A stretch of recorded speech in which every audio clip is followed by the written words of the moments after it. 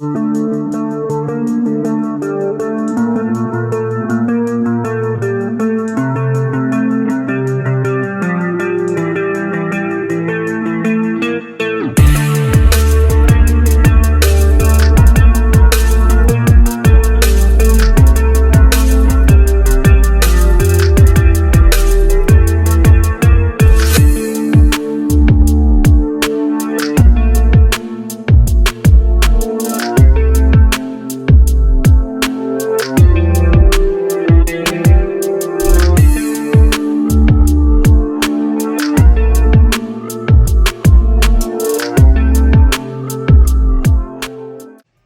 up, guys? Welcome back to the YouTube channel. I'm over here at the shop, B&K Performance. We're still working on this race car.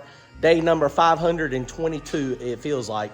It's actually like 3 weeks or something, but it is busting my butt.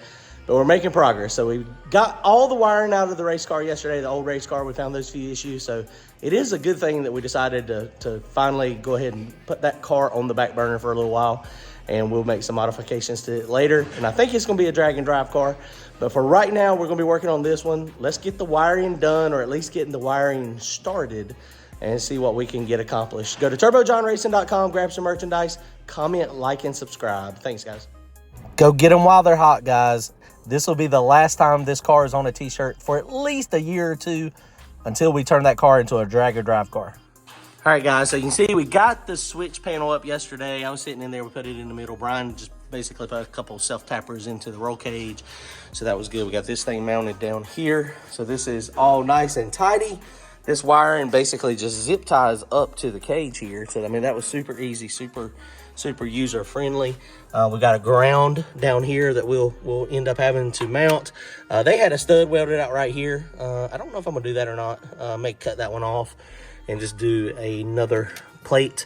Holly, we're still trying to figure out where we're going to mount it. There's a couple spots we're thinking about mounting it. I kind of like mounting it right up under the cowl area here. We are going to move the coils back to the cowl area, but we are not going to cut it out on the front.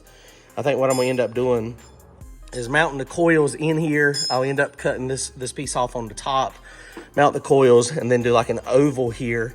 And then that way the coil wires can come out. And then that way we just don't have all this exposed, since we're not going to have a hood as smooth as possible until I get a hood put on it. So we're going to do that. So the Holly is the first thing we're going to do. Go ahead and get the Holly mounted up in there, and then we'll start actually doing the engine wiring harness.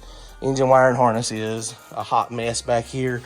This is everything out of the other car. It is a lot, and there is a lot that I need to try to square up and straighten up to make it a little bit easier to wire. So let's get started. All right, guys, here's the wiring harness. So you can see we got it out mostly in one piece, but oh my God, it's a rat's nest. And this is the reason that EFI scares people. And up here, you have a motor that if it was carbureted, it would have just a couple little wires and it would be ready to run. But EFI is a little more complicated. But the wiring harness itself is really plug and play. For the most part, it's got a lot of add-on stuff. This is your main part of the harness. So what we'll do is I got to start kind of just laying this out so we can figure out exactly where we're going to go through the firewall and where we're going to mount the Dominator.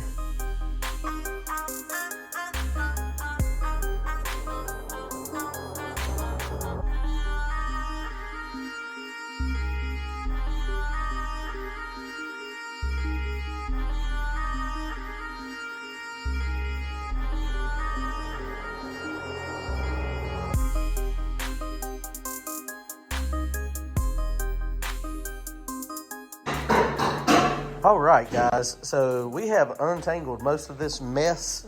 Man, the wiring, I mean, whoo, gosh. Honestly, the biggest problem is the input-output harness.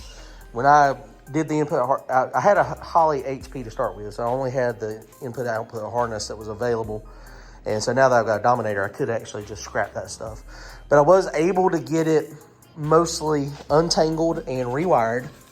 And you see I put tape and loom on most of it. So now it looks like a reasonable harness. And hopefully it's not going to be quite as messy as it was in my last car. The last car was a freaking disaster. It took me like 4 hours to untangle that mess. And, you know, but that's one of the things. I built that car 4 or 5 years ago when I put the Holly on it, and I shoved it under the carpet.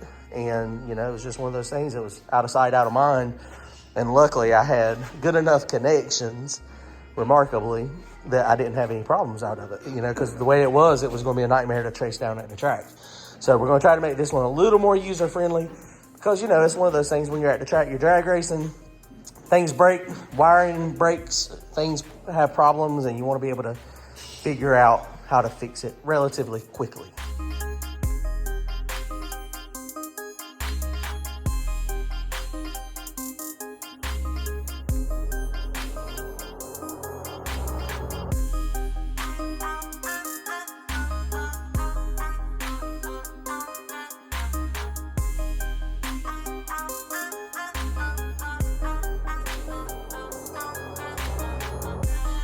So we got the wiring through the firewall, and this is just like it was before. I mean, we're not going to change anything up here. All this is the same. We got all the wiring. This is going over to the dome pressure sensor. We got the back pressure sensor. This is the wideband. It's just got all the sensors up here. This is where a custom wiring harness really makes the engine look nice, is instead of having all this loop wire and excess and long, they individually do the lines so that the wires are the exact perfect length.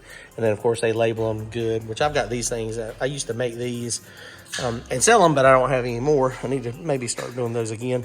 But a few zippy ties, this is adequate for me. This is not bad. We got our cam sensor up here. Crank sensor goes over here. I've got it so that it goes behind the front plate so that we get away from the heat. So that's going to be okay. Other side is super easy. All it's got is the injectors. Like I was talking about, we are going to mount the coils up here. So we got our coil leads up here. And then down here is where it's going to be the trick to make this stuff so that it looks halfway decent. Because I've got a lot of line. There's a lot of wire. And that's the thing with a custom harness. It makes it better. I don't have a custom harness, so we got the regular harness. So we're going to do what we got. So let's try to figure out where we're going to mount the Dominator, and then we'll plug and play it up. All right, guys. Well, the wiring it's mostly done. I still got some to do. We are going to mount the battery back here in the back. So it's going to go back here in the back. So we got to do the cutoff switch and all that stuff. I have not done. I got these little terminal things here, so I'm going to do these. I mean, I've still got a little bit to do to tidy it up and make it look better, but I'm hoping some zip ties will make that more acceptable. Wiring is, it's close. I'm gonna have to pop some holes in that. That wiring harness, that's the one that goes through coil. This has to go, I have to stick a couple holes through here, which we're gonna do that for the wires anyway. That has to go to the back of each head. All right, guys, day number 2 on the wiring. We've been over here for about 6 hours messing with this thing, and we're getting closer. Brandon, come over to help again. Appreciate it, Brandon. Yeah, no problem. It's fun stuff. It's kind of boring and, you know, monotonous. It looks a ton better. You know, there again, I'm not a professional wirer, and so, you know, thinking ahead, not my best attribute. So what we did able to do though, I'm tired. It's after 12 o'clock. I'm gonna be terrible tomorrow at work. We're able to make a mount for the battery. We got Randy's lightweight battery in here. We're gonna just mount it in the compartment with us here. Seems like a lot of people are doing that with the lightweight lithium batteries. We got the board that Junior did for us down here. We got the wiring up here. That is looking good. Man, that's super simple. So then we got the Holly wiring. So this is very, very simple. This goes back down to the drive shaft sensor. And one of the things that makes this a whole lot more of a mess than it actually is the input-output harness, which is this one right here. And, you know, it's just one of those things, the way I've got it, I didn't have a Dominator to start with. So I had to use the 4 inputs and 4 outputs from the factory. But now I got a Dominator. It would clean up my wiring drastically if I went ahead and wired it down and went straight out of the Holly. And I mean, I've got plenty of room to do it, but it just takes time to do that. So that's part of the wiring over there. We are going to get a few more. I got to do a little bit more zip ties and a little bit more wire loom, but we're not quite finished yet. We got to finish the input-output harness. Basically, I've got the yellow wire up there is going to go to the shifter. And I've got the red and I don't remember what color it is. One of them goes to the trans brake, and then the other one goes to the scramble button, which is also going to be my bump button. So we're waiting on, I am going to sell my Pulse leash to my buddy John. So I'm going to let Holly do all the control. And so we got this thing wired up basically. It's pretty easy. I got to get another terminal for this. This will go right to the battery. And then that goes to my kill switch. And then I've got the 2 power wires. One goes straight to the battery. The other 4 gauge goes to the back of the switch panel here with all the relays. And then I've got a couple junction boxes down here that I'm going to use for extra power. We still have not done the actual coils up here yet, but we come out with how we're going to do that. CO2 boost controllers go here. CO2 bottles are going to go back here in this spot, just like the other one. Fire system is going to go here. The other thing that this is going to get my buddy Carl Simmons, he told me today how he done his. Basically, I'm going to put a cable. It's going to be like a parachute cable. The cable is going to mount back here. And so the switch is going to be in here for me to turn it on and off. But it's also going to be attached to a cable. And so you can also do it out of the back of the car. And so that way, you know, it meets the rule as far as the on-off on the back of the car and stuff. I do have a crash. They know where the power switch is. But I can also control it in the car, which is a good thing. So we lost quite a bit of weight in the wiring. That 2 gauge and 4 gauge wire is pretty heavy. The ground stuff, the way I did the grounds, we got it coming here, and then we're going over to our little junction box here, and then that goes straight to the block. There is this little stud on the roll cage here that they had, so I'm gonna run a small wire from here to here as well. And then that way we got nice grounds. Grounds are very, very, very important. You know, making sure the battery and the engine are grounded properly.